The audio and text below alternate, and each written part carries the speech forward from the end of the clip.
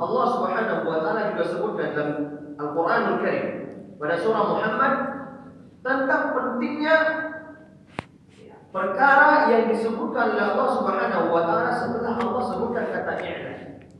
Apa kata Allah Subhanahu wa taala dalam surah Muhammad? Fa'lam annahu la ilaha illallah wastaghfir li dzambik. Kata Allah Subhanahu wa taala, maka ketahuilah bagi kalian, ketahuilah oleh kalian annahu la ilaha illallah, bahwasanya dialah Allah Subhanahu wa taala yang tiada sesembahan yang berhak disembah kecuali Dia. Wastaghfir li dzambik, dan minta ampunlah, beristighfar terhadap dosa-dosa kalian. Baik, Allah Subhanahu wa taala dalam ayat ini memulai kalimat di dalam ayat ini dengan kata i'lam. Dengan kata i'lam. Allah sebutkan apa? Fa'lam. Ketahuilah oleh kalian. Yang setelahnya apa Allah sebutkan? Annahu la ilaha illallah, bahwasanya tiada ilah, tiada Tuhan yang berhak disembah kecuali Allah Subhanahu wa taala. Belajar la ilaha illallah adalah sesuatu yang penting, wajib diketahui oleh setiap muslim dan muslim. Dan juga di ayat yang lainnya Allah Subhanahu wa taala juga sebutkan, "I'lamu anna Allah yuhyi al-ardha ba'da mautiha." Kata Allah Subhanahu wa taala, maka ketahuilah oleh kalian anna Allah yuhyi al-ardha ba'da mautiha, bahwasanya Allah Subhanahu wa taala akan menghidupkan kembali bumi ini setelah dimusnahkan.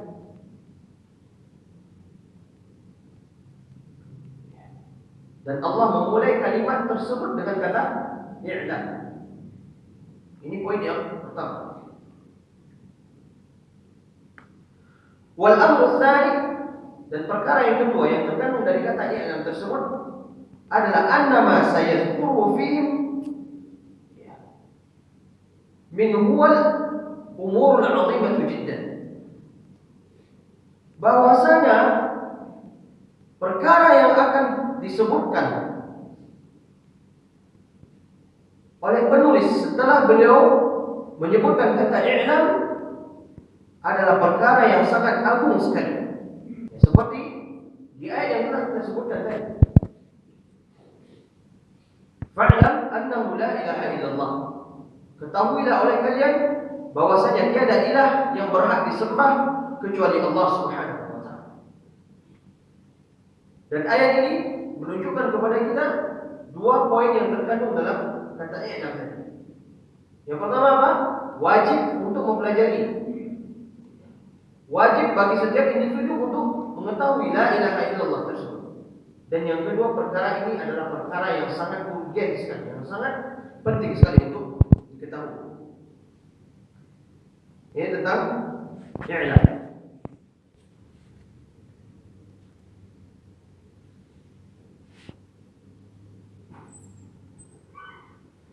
Kemudian apa disebut oleh Syekh Muhammad bin Abdul Wahab? Anna nawaqid al-Islami 'asharah, bahwasanya pembatal-pembatal keislaman ada 10. Baik. Sekarang kita bahas tentang judul beliau, yaitu Nawaqidul Islam.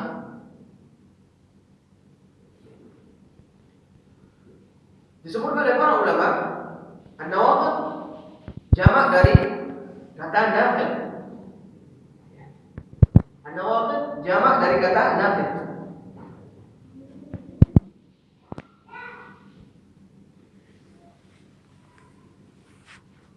Wan naqid ismu fa'il min an-naqd.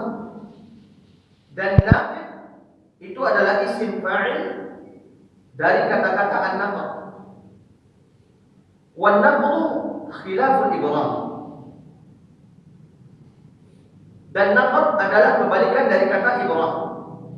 Naqd maknanya apa? Wa huwa al-hallu lil ma'qul, terlepas setelah terikat. Maksudnya apa? Dia batal.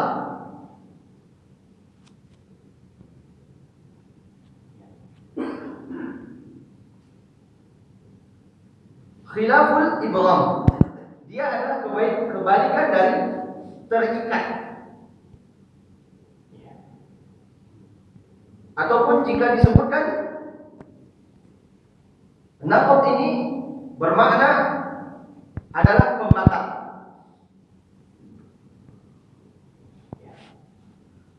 Maka di buku-buku fikih kita temukan bahwasanya jika disebutkan nawaqidul wudu, maka maknanya adalah pembatal-pembatal wudu.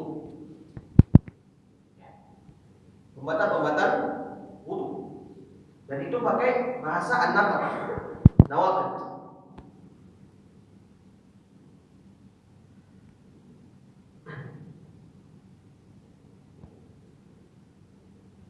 Wa huwa al-hallu lil ma'bud.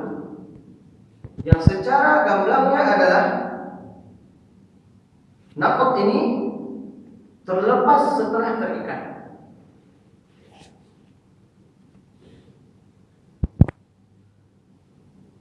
Sebagaimana firman Allah Subhanahu wa taala dalam Al-Qur'anul Karim, "Wa la takunu kallati naqadat ghazlaha min ba'di quwwatin ankasa." Apa kata Allah Subhanahu wa taala? Dan janganlah kalian menjadi seperti wanita-wanita yang mereka melepaskan ataupun mengurai pintalan-pintalan yang mereka telah ikat setelah kuat sekali mereka ikat.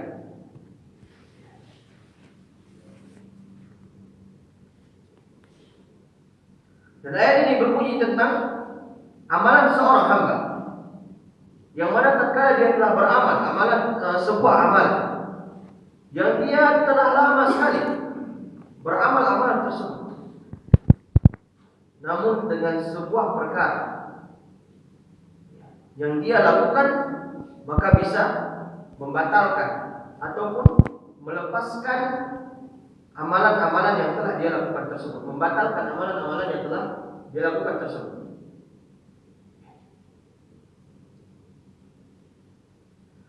Seperti apa jemaah rahimani wa rahimakumullah, seperti riya misalnya. Maka kita lihat sini jemaah rahimani wa rahimakumullah, berbahayanya riya dalam amalan ini, yang dia bisa membatalkan ganjaran ataupun pahala dari amalan yang di sana ada riya padanya. Seperti apa? Ibadah umrah misalnya.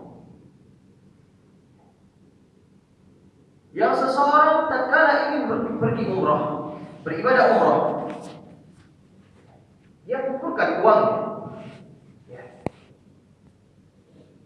dia menabung, dia berusaha, bahkan dengan susah payah dia mencari uang untuk bisa berangkat umrah. Yang tujuannya untuk apa? Ibadah. Namun tatkala setelah sekian lama dia lakukan umrah tersebut, dia berusaha untuk mengumpulkan uangnya, pergi beribadah umrah tersebut, lalu dia ceritakan kepada teman-temannya, ceritakan kepada khalayak ramai, dengan maksud apa? Agar orang-orang memuji diri.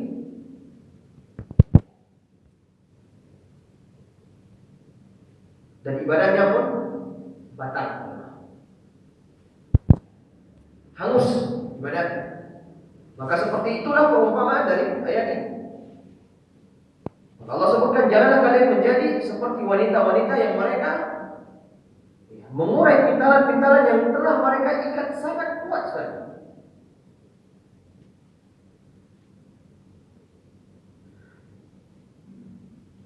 Kemudian Allah juga sebutkan dalam Al-Quranul Karim pada surah An-Nahl pada ayat 91, "Wala tanqudul aymana ba'da tawkidiha." Dan janganlah kalian melepaskan ataupun membatalkan sumpah-sumpah kalian setelah kalian ucapkan sumpah tersebut. Dengan apa? Dengan bohong. Kalau seseorang dia telah bersumpah, misalnya dia bersumpah dengan sesuatu hal, namun dia batalkan sumpah tersebut setelah dia sangat kokoh sekali dalam mengucapkan sumpah tersebut. Ini tentang naqd. Kemudian al-Islam. Saya beliau dulu nama Islam. Jadi naqd. Sekarang al-Islam.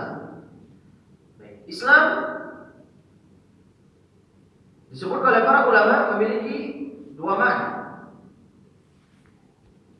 Memiliki berapa? Dua makna. Ada makna khas dan juga makna 'am. Ada makna secara umum dan makna secara khusus.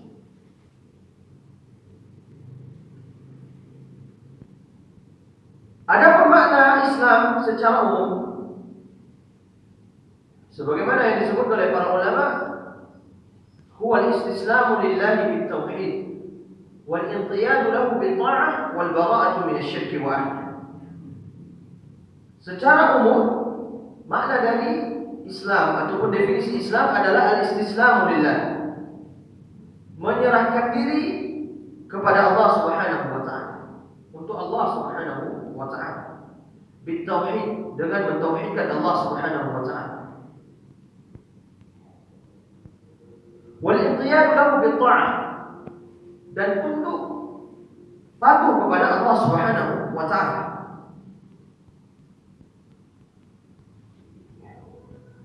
Kemudian wal bara'atu minasyirki wa ahli, dan berlepas diri dari pelaku kesyirikan dan juga perbuatan syirik tersebut.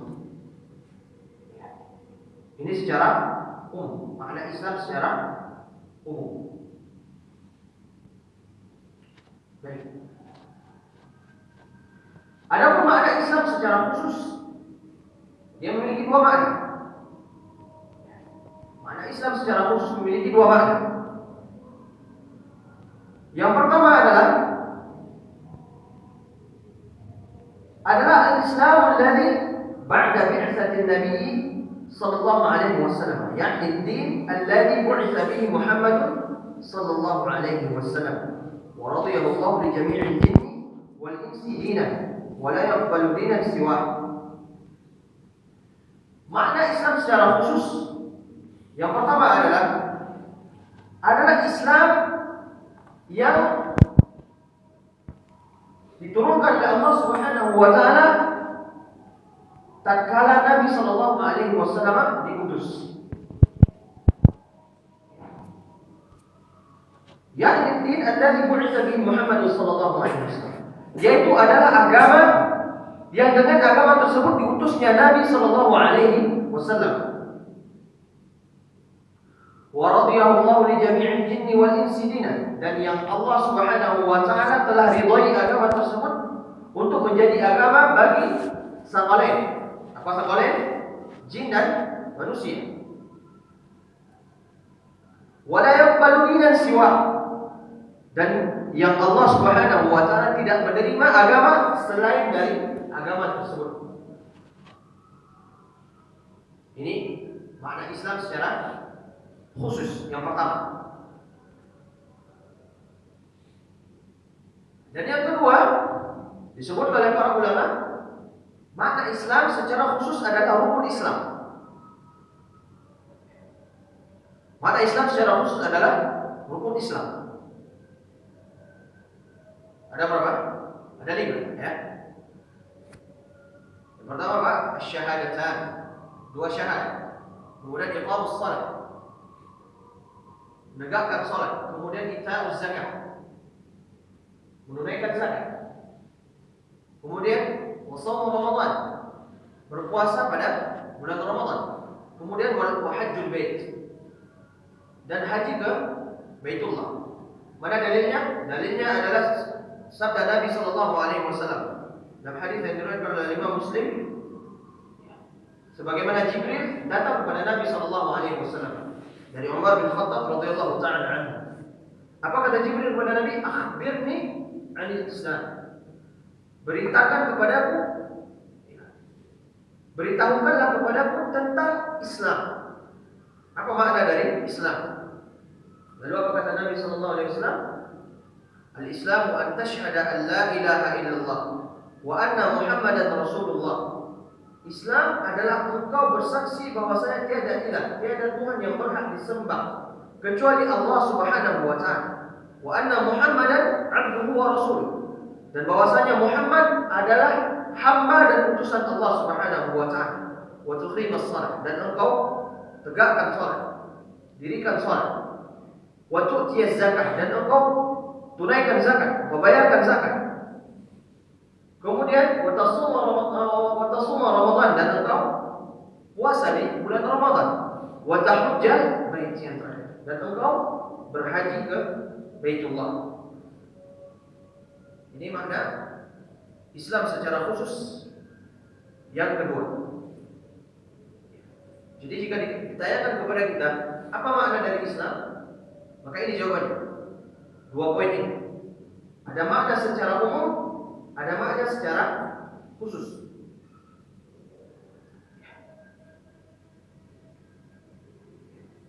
Ini tentang tafsir dari judul beliau, Nawaqidul Islam.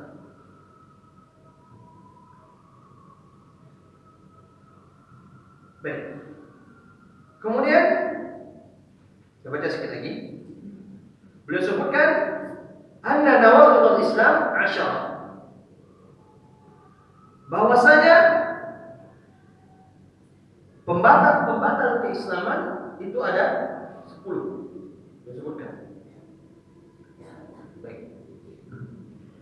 Disebutkan oleh para ulama, maksud dari perkataan beliau bahwasanya pembatal-pembatal keislaman itu ada 10 adalah anna min a'zami nawaqidil Islam. Adalah pembatal-pembatal keislaman yang paling besar, yang paling apa? Yang paling dahsyat. Karena kenapa jemaah? Disebutkan oleh para ulama 10 pembatal keislaman yang disebutkan oleh beliau bukanlah bentuk dari pembatasan dari pembatal keislaman tersebut. Sebagaimana sabda Nabi sallallahu alaihi wasallam tentang nama-nama Allah Subhanahu wa taala. Kata Nabi sallallahu alaihi wasallam, inna lillahi tis'atan wa tis'ina isman. Sesungguhnya Allah Subhanahu wa taala memiliki 99 nama.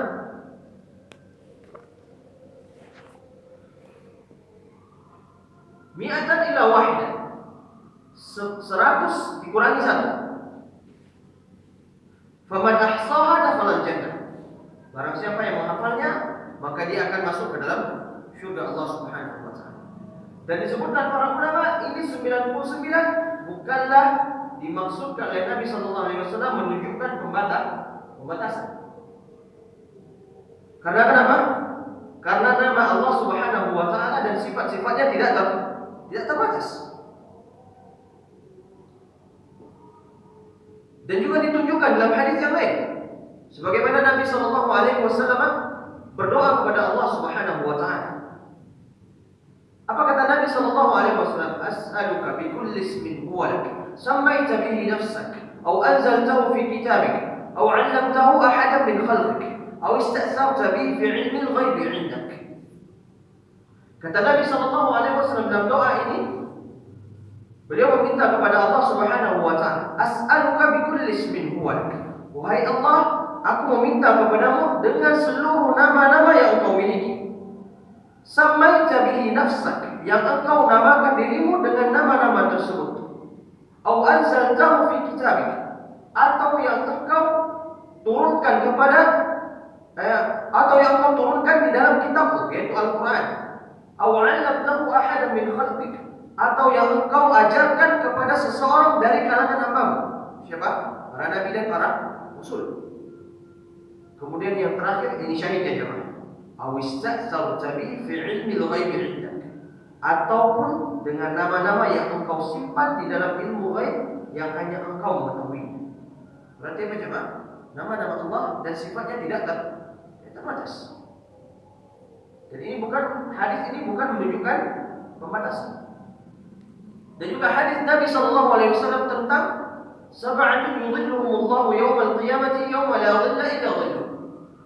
terdapat 7 golongan yang mendapatkan naungan Allah Subhanahu wa taala, yang mana tatkala di hari itu tidak ada naungan kecuali naungan Allah Subhanahu wa taala.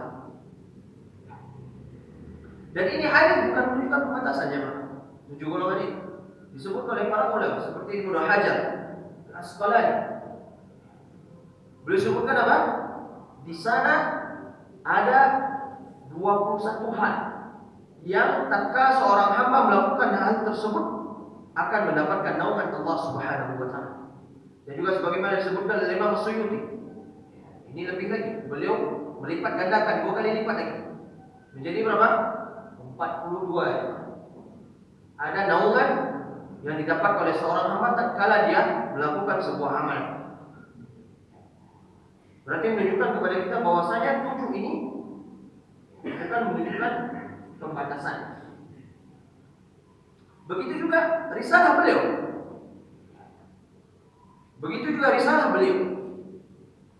Yang beliau sebutkan hanya 10 perkara. Sebagaimana disebutkan oleh para ulama, qad taqaddama anna nawaqidh al-islami katsirah. Kita ketahui bahwasanya sedikit lagi jemaah.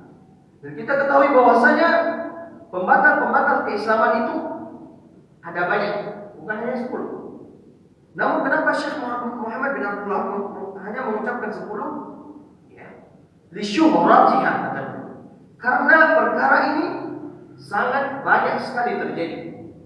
Pertama, wa khatariha, dan bahaya dari pembatal keislaman yang 10 hal ini. Kemudian wa kasratil wuqu'i fiha, dan 10 pembatal keislaman ini adalah pembatal-pembatal keislaman yang paling banyak terjadi di sisi-sisi kita ya Pak. Rahimani wa rahimakumullah. Yang paling banyak terjadi di lingkungan kita. Ini ada 10 ini. Dan disebutkan para ulama ya, seperti Al-Imam Al-Mawardi, boleh sebutkan bahwasanya pembatal-pembatal keislaman itu lebih dari 400. Namun Syekh Muhammad bin Abdul Wahab hanya menyebutkan 10 pembatal. Karena kenapa? Karena ini yang paling banyak terjadi, kemudian yang paling berbahaya, dan perkara inilah yang sangat banyak orang terjatuh pada pembatal-pembatal yang 10 ini. Pada malam hari ini kita cukupkan sampai di sini jemaah rahimahullah. Semoga apa yang kami sampaikan dapat bermanfaat bagi kami sendiri dan juga bagi jemaah sekalian. Kebenaran datang dari Allah, kesalahan datangnya dari kami sendiri. Qulu qouli hadza wa astaghfiruhu innahu huwal ghafurur rahim. Dakwah semampumu.